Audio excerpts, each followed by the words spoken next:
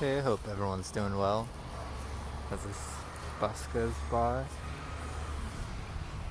It's pretty much the middle of winter, almost spring in the garden. It's February 2nd in Richmond, Virginia, Zen 7A. And just wanted to give you an update video. It's been a while since I made my first video. Hopefully I can do better and have more coherent thoughts. So this is a no dig, primarily back to Eden garden. As you can see, there's lots of wood chips everywhere, straw and leaves.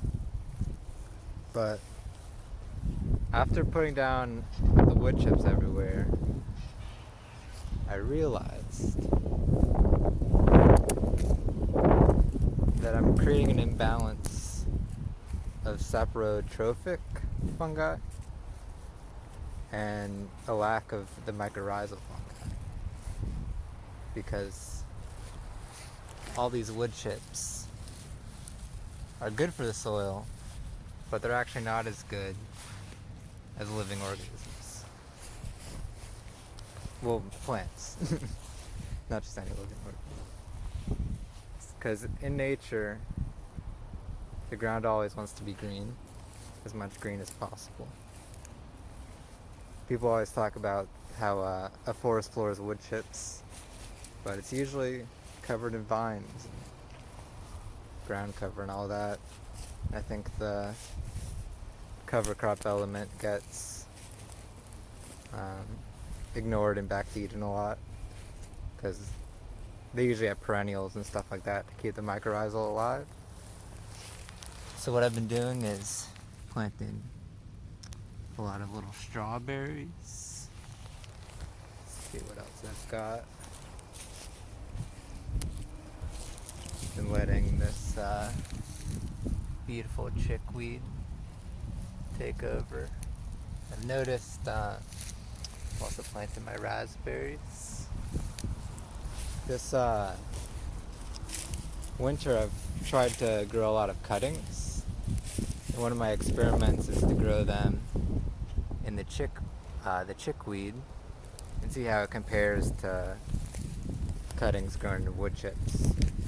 So my hypothesis is that the mycorrhizal fungi is very beneficial in getting cuttings to root properly and be healthy and strong. This is probably the least green my garden will be this year, and hopefully I can make it more green next winter, because I didn't prepare as much as I should. And our summers are also very hot, and then winter comes pretty quickly, so it's hard to plan out all those cool weather crops. Yeah, so I've been planting these strawberries everywhere around my trees. This is a pomegranate. It's 3 years old. Just planted it last year. Been planting strawberries all around my cuttings, as well as these peas to try to regrow the mycorrhizal. There's a plum tree, Santa Rosa plum. There's two actually. There's a smaller cutting and a larger one. Hopefully they root out. Here's another one. It's a peach tree. So I'm trying to get all the green around these cuttings. Got some cabbage. Planted a bunch of transplants today. It's really warm. It's like been the warmest winter I've remembered. A lot of things are already sprouting for spring. Here's a goji berry. It's gonna be like 70 degrees tomorrow, which is pretty ridiculous. And I'm not really sure how it's gonna affect my growing season. So I am planting stuff, in case it does survive. But I'm assuming I'm gonna have to replant a lot of other stuff. Some collards and broccoli.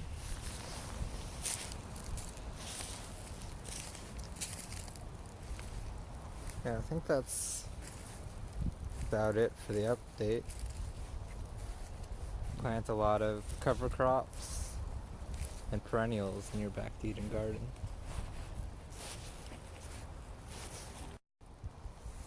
I also wanted to show my pile of materials, mostly leaves and wood chips now. This is where it used to be. And what happened was this Bermuda grass just takes over the entire thing of wood chips. Just crawls all over it. And it weaves itself into a nice web. And it holds on in a layer. Here, let's see if I can pull this up. And when you pull it, it all comes together. It's really satisfying to pull out. And as you can see, it's all black. And there's worms in there, and underneath, it's starting to create this compost layer. And then there's also a layer of the clay that's breaking down. And that's just perfect. I used to be afraid that the Bermuda grass would just take over and I would never be able to use this. I would have to spend hours just pulling this out. But as long as the Bermuda grass is all in the wood chips, it's really easy to pull out. And honestly, I think the Bermuda grass helps break down the wood chips. I'm not sure exactly the science behind this, but I'm thinking that the mycorrhizal fungus provides sugar, and that sugar that can't be found very easily except from plants helps the process a lot more, which is also why this cover crop method works and why I'm trying to let more weeds and clover come through. Planting a lot of clover, ryegrass. I also wanted to talk about this old catalpa tree. It's growing in my yard. So I think it's a really good symbol for that balance of fungus I was talking about. As you can see, some good mushrooms, and I've noticed all this life that circles around this tree. And what's really interesting about this tree is that it's decaying. As you can see, there's some dried fungus on there, but it's still alive.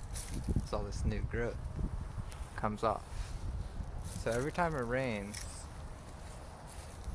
all that compost, that mushroom compost, rains down and goes into the soil. And at the same time, the mycorrizal fungi and the roots are feeding the soil as well. And that's why I planted this black raspberry here. See how it would do. I also planted strawberry in here. See how it would do.